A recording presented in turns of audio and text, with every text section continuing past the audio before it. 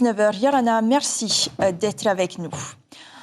Dans des containers frigorifiques pour entreposer des cercueils. C'est la triste réalité à laquelle fait face le pays.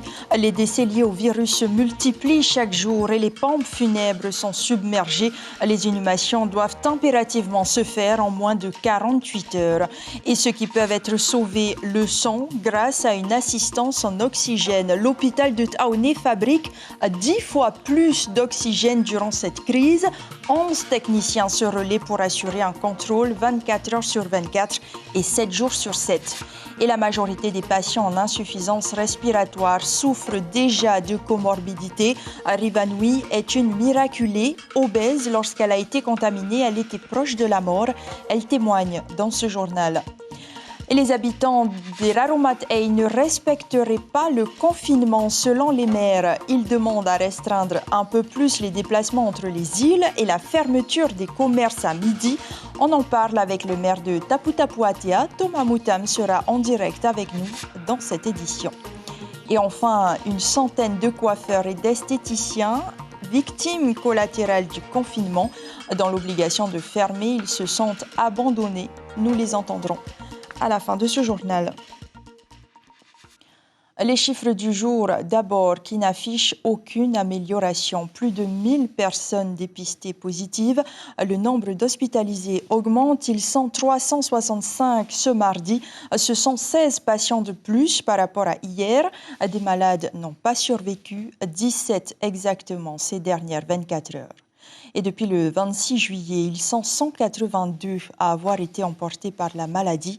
Face à un tel afflux, les pompes funèbres ont été contraintes de se réorganiser, faute de place dans les chambres mortuaires. La nuit, on nous appelle pour livrer des cercueils à l'hôpital, chose qui ne se faisait jamais, confie la co-gérante de Funéraires Tehei.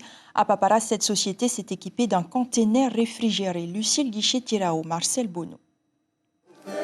C'est le dernier voyage de l'artiste Maïka, emporté par la Covid-19 et inhumé en toute intimité dans le petit cimetière de Mahina.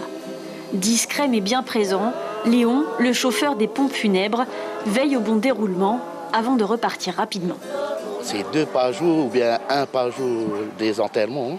Maintenant, il y a 5, 6 par jour. Et là, aujourd'hui, on est 9. J'ai fait 4 et il y a les autres qui font 5. Dans cette entreprise de pompes funèbres à Papara, le téléphone n'en finit pas de sonner. Elle récupère les personnes décédées de la Covid-19 à l'hôpital ou à leur domicile pour une mise en bière immédiate et une inhumation en moins de 48 heures. Jordi, bonjour, c'est Flo. Jordi, j'ai un patient décédé du Covid à domicile à Punavia. Là, on appelle la police municipale pour qu'ils puissent nous rejoindre également sur le lieu du décès. Parce qu'une fois qu'on aura fait la mise en bière, il faut qu'ils la posent le scellé pour qu'on puisse transporter le cercueil. Depuis 2 semaines, ils font face à 4 fois plus de défunts. Alors, l'entreprise s'est organisée. L'année dernière, elle s'est équipée de ce conteneur réfrigéré. Il n'avait jusqu'alors jamais servi. Aujourd'hui, 5 cercueils y sont entreposés. On sait très bien que les familles ne sont pas toujours préparées à ce genre de situation. Donc, il fallait bien les stocker quelque part. On s'est rendu compte l'année dernière que les communes n'étaient pas prêtes non plus à avoir un endroit pour stocker les cercueils en attente des inhumations. Donc, personnellement, on a préféré investir dans un conteneur afin de pouvoir les conserver en attendant leur heure et leur jour d'inhumation. Au cimetière de l'Uranie à Papeete, un conteneur est également installé, vide pour le moment. Se pose également la question des défunts originaires d'autres îles. Rares sont les transporteurs à accepter de les rapatrier. Le pays n'est pas sous asphyxie, assure le ministre de la Santé. Si flambée épidémique va de pair avec augmentation des besoins d'oxygène, le territoire n'en manque pas encore. Afin de répondre aux besoins de ses patients, l'hôpital produit, écoutez bien, 3000 litres par minute. C'est 10 fois plus qu'en temps normal. Alors toutes les ressources sont scrutées chaque jour au litre près. James O, Heyatabuluk et Jérôme Lee. Le traitement des patients comprend souvent l'apport d'oxygène médical. Sa disponibilité rapide et continue peut être un facteur décisif de vie et de mort. Alors, assurer son approvisionnement est une priorité absolue en médecine stationnaire et mobile. L'hôpital du Taounais possède sa propre centrale de production. Actuellement, les 8 générateurs d'oxygène produisent 3000 litres par minute contre 300 avant la crise de la Covid. À ce jour, si on devait compenser ça par du liquide, on serait quasiment à un isotank de 13 000 litres de liquide tous les 2 jours et demi, ce qui éventuellement, évidemment, est impossible puisqu'il faut que ça vienne de Nouvelle-Zélande et il en faudrait quasiment 15 sur place et 15 sur un bateau qui soit rempli là-bas pour venir échanger les vidanges. Donc à ce jour, c'est inenvisageable d'un point de vue logistique, donc cette production-là est absolument essentielle pour l'hôpital. Pour éviter la rupture de production, 11 techniciens se relaient pour assurer un contrôle 24 heures sur 24 et 7 jours sur 7. Et en cas de panne d'électricité, des groupes électrogènes permettent aux générateurs de fonctionner encore 4 voire 5 heures en autonomie. Ce qu'il faut dire, c'est que cet hôpital a été construit il y a 10 ans, on le trouvait un peu trop grand. Aujourd'hui, certes, il est un peu trop petit. Et puis, derrière ça, les machines dont maintenant tout le monde connaît le nom, c'est-à-dire les Optiflow, ces machines qui permettent de donner 60 litres par minute à un patient, ces machines-là n'existaient pas quand l'hôpital a été construit. Donc on doit effectivement réorienter les patients sur les bonnes prises pour tenir le réseau en équilibre. Et tout ça se fait tous les jours au quotidien. Pour faire face à un afflux de patients atteints de la Covid-19 cette semaine, l'hôpital a installé 24 lits supplémentaires dans le hall d'accueil. Ici, il a fallu transporter les bouteilles d'oxygène ou les concentrateurs. Alors, comme vous le savez, la nef, c'est la zone d'accueil du public, donc par définition, il n'y a forcément pas de prise d'oxygène puisque ce n'est pas du tout prévu pour ça. Donc qu'est-ce qu'on a fait? On a équipé un certain nombre de postes, en réalité 24 postes, soit avec des bouteilles d'oxygène comprimées, les gros obus blancs que vous pouvez voir, soit avec des concentrateurs individuels qui permettent de fabriquer de la même façon que ce qu'on a vu tout à l'heure avec les gros concentrateurs d'hôpital. Ce sont des petits concentrateurs qui permettent de fabriquer 5, 6 litres, 7 litres d'oxygène et qui peuvent faire face à une situation de prise en charge de patients. Le docteur Philippe Dupire confirme qu'il n'y a donc presque aucun risque de pénurie d'oxygène médical à l'hôpital Jacques Chirac de Taounais. Et le 20 août dernier, un conseil des ministres exceptionnel s'était tenu pour acter une mobilisation de crédit de 6,5 millions de francs pour assurer la prise en charge de frais d'affrètement en urgence de concentrateurs d'oxygène. Et le docteur Tony Tekuatawa, chef du service des urgences, sera l'invité café de la matinale radio demain matin. Le manque d'oxygène, justement, c'est une des caractéristiques du Covid. Les personnes fragiles ou présentant des pathologies sont les plus touchées. Une jeune femme de 28 ans nous partage son histoire. En novembre 2020, elle est hospitalisée à cause de ses difficultés respiratoires aggravées par le virus. Une prise de conscience l'a alors sauvée. Aujourd'hui, elle reprend vie en même temps qu'un poids normal. Brigitte Olivier et Hubert Liao l'ont rencontrée. Aujourd'hui, au menu, c'est légumes verts et salade de fruits. Et Rivanui tient bon, aidée de son mari. Elle a failli mourir en novembre 2020 à cause du Covid, aggravée par une obésité morbide. Elle a vu la fin. Eh bien, quand tu perds de l'oxygène, quand tu es essoufflé à chaque fois, et qu'un médecin te dit c'est une question de vie ou de mort, qu'il va falloir y remédier, tu as le diabète, tu as l'hypertension artérielle, tu es jeune, donc il va falloir se réveiller parce que sinon c'est les 4 planches qui t'attendent, quoi. La Covid a bien failli me tuer. J'ai failli être en réa parce que je manquais totalement d'oxygène et aujourd'hui je vais beaucoup mieux parce que j'ai perdu du poids. Rivanui a perdu près de 50 kilos en moins d'1 an. Aujourd'hui, elle a décidé de parler sans honte, sans rien cacher de cet enfer qui l'a menée à peser 145 kilos. La vie reprend le dessus. Rivanui veut devenir mère. C'est la Covid, c'est sûr, mais quand le gynécologue te dit que vous ne pouvez pas tomber enceinte avec un tel poids, ça ne m'a pas tout de suite réveillée. Je me suis dit, c'est pas grave, je vois des femmes enceintes obèses aussi, donc moi je peux aussi tomber enceinte avec une obésité, sauf que je pense que il y a des difficultés aussi quand tu tombes enceinte. Son mari n'a pas vraiment perçu le danger. Il rassurait sa femme sur ses sentiments pour elle. Son poids n'était pas à ses yeux un problème. L'épisode Covid et la mort qui a plané durant ces 2 semaines d'hospitalisation lui ont fait prendre conscience qu'il devait l'aider dans son combat. Elles ont besoin de soutien parce que fait tout seul, de changer de la façon de s'alimenter, tout seul c'est difficile. Ouais. Et il faut un accompagnement à côté. Rivanoui a envie que ce déclic qui lui a permis de survivre se déclenche chez d'autres. Elle partage toutes ses photos sur Facebook, même celles où son obésité est très voyante. On dit que des petites choses qu'on fait tous les jours font de grands résultats. Et aujourd'hui, je pense être la preuve que on peut y arriver.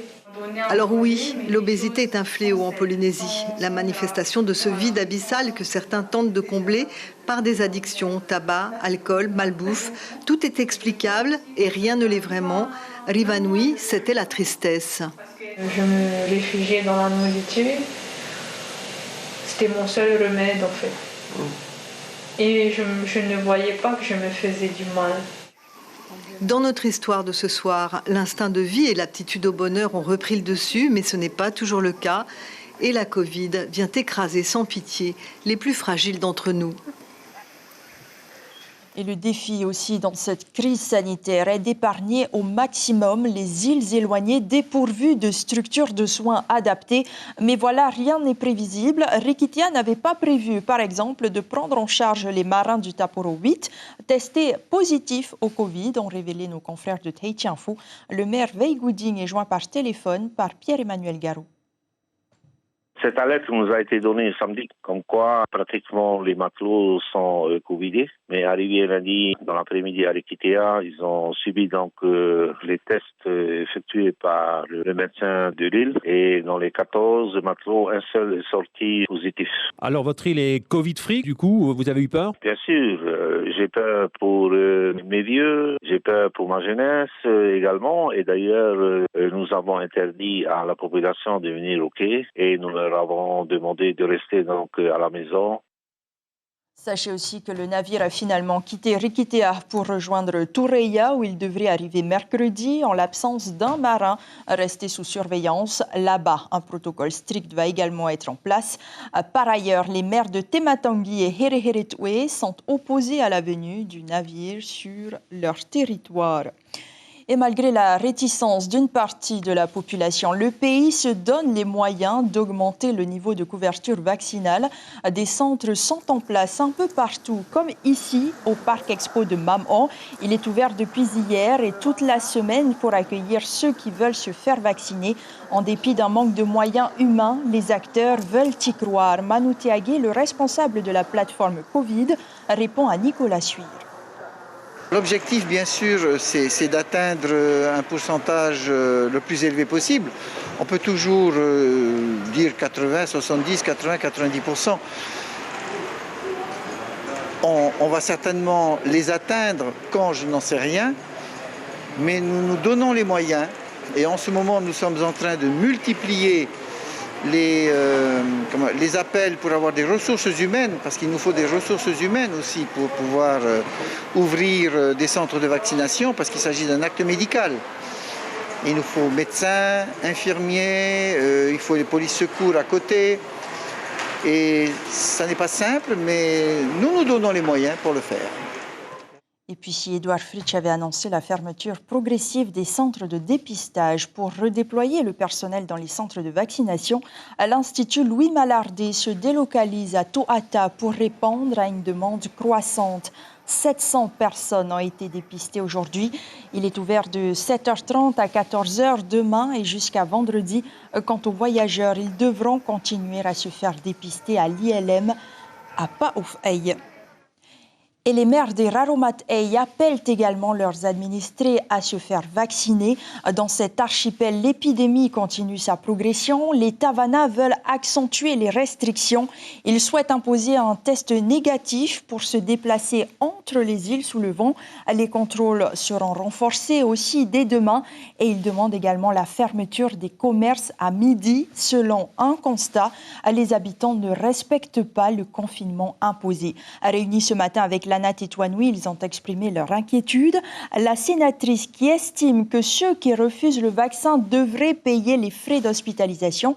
Les Tavanas sont-ils tous du même avis? Nous allons poser la question au maire de Tapu-Tapu-Atea, Thomas Moutam. Yorana, merci d'être avec nous. Alors dites-nous si vous soutenez cette idée également. Nous n'avons pas discuté cette proposition, c'est en discussion en Tavana. Alors, vous demandez à restreindre la circulation entre les îles sous le vent par bateau et par avion. Pourquoi? Effectivement, nous voulons protéger notre population de Raromat-Ey. Donc, les mesures de tests antigéniques et PCR, donc au départ de chaque île, pour pouvoir diminuer les risques à travers, entre nous, les îles sous le vent, jusqu'à Mopiti. Est-ce que vous pensez que c'est une solution qui permettrait de réduire la propagation du virus au Raromat-Ey? Il n'y a pas d'autre solution. C'est un des moyens pour pouvoir que chaque population, chaque habitant reste dans leur foyer. Et deuxièmement, donc, on fait appel à la population, à la vaccination. C'est un des moyens pour pouvoir protéger chacun de notre population. Vous souhaitez aussi la fermeture des commerces et cela dès midi. Est-ce que c'est votre alternative pour forcer les habitants à rester chez eux? Nous avons vu depuis ce week-end et encore aujourd'hui, il y a un grand nombre de populations qui se déplacent parce qu'ils ont reçu leur autorisation par Internet. Et je pense que dès demain matin, nous avons mis en place les contrôles entre Tapu-Tapu-Atea, Uturua, Tumara, Uturua, et même sur le port pour pouvoir contrôler la population de Taha qui vient de l'extérieur par maritime, afin de pouvoir réduire leur déplacement. Et nous avons fait cette proposition et on attend la décision du gouvernement et du haut-commissaire. Merci beaucoup Thomas Moutam d'avoir été en direct avec nous dans ce journal et merci également pour toutes ces informations. À noter toutefois l'absence du maire de Taha à cette réunion avec les maires des îles sous le vent pour des raisons de santé et celui de Bora Bora, Gaston Tangsong, qui n'est toujours pas vacciné. On reste à Bora Bora où le confinement a contraint les acteurs du tourisme de se mettre à l'arrêt, les prestataires notamment. Si cette restriction aura des conséquences sur leur chiffre d'affaires, certains relativisent. Dans les hôtels, des touristes prolongent même leur séjour, préférant être sur la perle du Pacifique plutôt qu'à Tahiti. On écoute ces réactions recueillies par Rosanam Ayhuta. Nous n'avons plus de rentrée pendant 2 semaines au sein de l'entreprise. Il y a certainement aussi une limitation au niveau des heures de travail de nos employés. J'ai une pensée particulière pour tous nos prestataires touristiques aériens, terriens et lagonaires et tous les secteurs qui sont liés à ce domaine, en pensant à nos pêcheurs, à nos agriculteurs, nos artisans, nos boutiques, nos restaurants qui subissent les conséquences de ce confinement. Une fermeture de 2 semaines, c'est peut-être 6 à 1 an à rattraper parce qu'il y a des gens qui reportent de 1 an. Donc c'est peut-être juste un report. On a des nuits supplémentaires, des gens qui préfèrent rester ici à Bora que d'être confinés à Tahiti dans des hôtels un peu loin de la mer. Il faut tenir le coup, c'est difficile. Surtout on a des prestataires aussi, donc il ne faut pas les oublier, tous les mamans autour de ça. Donc on va essayer de tenir. Et de leur côté, ils sont dans l'incompréhension totale. Les salles de sport, les coiffeurs, les instituts de beauté ou encore les salles de cinéma font partie de la longue liste des commerces non essentiels. Contraints de baisser les rideaux, beaucoup s'interrogent sur leur avenir. Les explications de Chiquita Teivadarouzès et Nicolas Suir. Dans les rues de Papeete, uniquement des commerces essentiels ouverts. Une situation ubuesque pour la centaine de professionnels de la coiffure et de l'esthétique qui auraient souhaité être consultés avant d'être forcés de fermer. Ils sont partagés entre colère et incompréhension. On est forcément très inquiet pour nos personnels. Je pense à toutes ces entreprises qui embauchent des gens et des familles qui sont dans l'attente justement de comment va se passer ces 15 jours. Est-ce qu'il y aura des aides? Donc on sollicite véritablement le gouvernement et le Haut-Commissariat pour mettre en place sur cette durée de 15 jours les mêmes aides qu'on avait pu vivre lors du premier confinement. Les salariés des salles obscures également sont au pied du mur. Après un mois de juillet positif, avec encore de belles sorties en perspective, cette nouvelle fermeture est un coup dur pour la vingtaine d'employés. Des employés qui devront se contenter des aides du pays. Nos salariés sont couverts par le dièse jusqu'à fin septembre, donc ils pourront être indemnisés pour le travail perdu. Et pour l'entreprise ? Pour l'entreprise, pour l'heure, nous on se repose sur le fonds de solidarité. Dans le cinéma, on a des coûts fixes qui sont très importants parce que les loyers des salles sont très grands. On a aussi beaucoup de matériel. Et du coup, cette aide-là ne permet pas de compenser l'intégralité de nos pertes aujourd'hui. Les salles de sport aussi prennent un sacré coup. Bien qu'aucun cluster n'ait été référencé jusqu'à présent, 15 jours d'arrêt entraînent forcément une baisse du chiffre d'affaires. Avec un loyer de 685 000 francs et une patente d'1,5 million pour ce gérant, les aides doivent absolument suivre. Là, le fonds de solidarité, on ne l'avait pas demandé depuis à peu près 3 mois. Parce qu'on avait un chiffre d'affaires de plus de 50%, donc c'était entre deux eaux. Et là, quand on a voulu redemander, on n'y avait pas accès parce que ça faisait 3 mois justement qu'on n'avait pas demandé. Et pour nous, c'est compliqué, c'est sûr. Là, on a les loyers qui vont encore arriver à tomber, tous les impôts et tout ça, quoi. Déjà bien rodés avec le premier confinement, les professionnels sportifs, coiffeurs et esthéticiennes auraient préféré être préparés avant de fermer. Le pays a bien annoncé une réduction au niveau de leur patente. Ils l'attendent toujours. Et l'année dernière, près de 7 milliards de francs pacifiques avaient été consacrés au financement des mesures de sauvegarde de l'emploi. Cette information pratique maintenant, des vaccinodromes sont en place donc à la présidence et au Parc Expo de Mam'o jusqu'au 4 septembre, tous les jours sauf le dimanche. Ils ouvrent de 8h à 16h les lundis, mardis, jeudis et samedis, jusqu'à 18h les mercredis et vendredis. À noter pour les habitants de la presqu'île, vous pourrez vous faire vacciner à la salle Omnisport de Taravo ce samedi. Et enfin, je vous le disais aussi, le centre de dépistage est accessible tous les jours cette semaine jusqu'à 14h finalement et non pas 15h. Le week-end, vous pourrez toujours vous faire dépister à l'Institut Louis Mallardet. Pour clore ce journal, cet appel à témoins, la gendarmerie de Raiatea recherche activement Aveia Spitz, 16 ans. Elle a quitté le lycée de Uturua où elle était interne le 13 août dernier et n'a plus donné signe de vie. Toute personne ayant aperçu cette mineure ou en mesure d'apporter des renseignements est invitée à contacter la brigade de gendarmerie de Raiatea au 40 600 305 ou en composant le 17. C'est la fin de cette édition. Le pays n'est pas encore sous asphyxie, assure le ministre de la Santé. C'est l'information principale de ce journal. Si flambée épidémique va de pair avec augmentation des besoins en oxygène, le territoire n'en manque pas. Compte tenu de l'évolution de l'épidémie, le pays a pris des mesures permettant de sécuriser ses thérapies respiratoires. Au-delà des besoins comblés par le pays, le ministère des Outre-mer a également annoncé l'arrivée de 450 concentrateurs d'oxygène demain.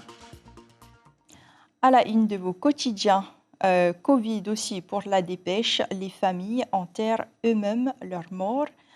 Tahiti Info s'intéresse au tourisme, le confinement achève la saison. Votre soirée sur la première, un film français, L'Atelier, puis vous pourrez suivre en direct les Jeux paralympiques de Tokyo à partir de 21h20. Merci pour votre fidélité, prenez soin de vous, très belle nuit et à demain.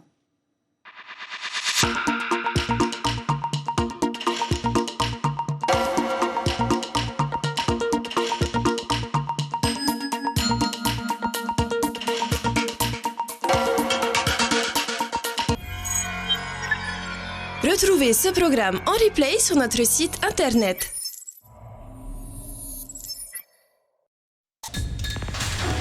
L'information en continu sur Polynésie la première, internet et réseaux sociaux.